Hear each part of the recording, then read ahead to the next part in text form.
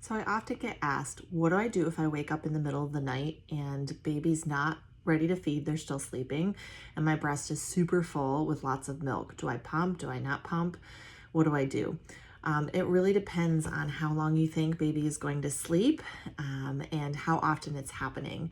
And you really don't want to take all of that milk because it's inevitable. 20 minutes later, baby's going to want to feed, and now you've removed all the milk. So in general, if it's the first time that it's happened, instead of pumping to empty the breast, use a little hand expression or a haka just to move a little bit of milk until you feel that your breast is comfortable and no longer ready to explode. Then your body will be ready for the next time that baby feeds without having removed all of that milk. Try not to pump all of that milk out unless you want to then give that milk to the baby when the baby actually wakes up. If it starts happening regularly, where baby is sleeping longer at night and you're waking up uncomfortable, if you can time it, you can always stretch yourself a little bit by pumping after baby last feeds.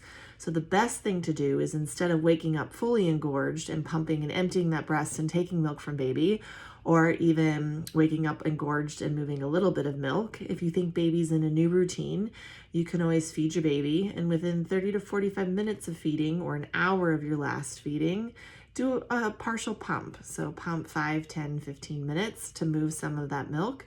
It buys yourself just a little bit of time until baby's ready to wake up again without yourself waking up engorged. Now do be cautious, because the more you empty, the more you will make. So if you do this a lot, it will tell your body that baby needs that milk, and you will increase that milk supply. When possible, the best thing is just to let your body regulate to whatever baby's eating. So the first couple times it happens, you can get up, remove just enough milk to feel comfortable, go back to sleep, and feed baby when they're hungry. And your milk will naturally regulate to those longer sleep stretches. If you're concerned about supply, that's when you can always get up, do those extra pump sessions that can help you maintain your milk supply. In general, if you're concerned about pumping too close to when baby is feeding, try to make sure that you're pumping within 30 to 45 minutes of the end of your last breastfeeding session. That gives you the most amount of time to not be taking that milk from baby for the next time you want to feed.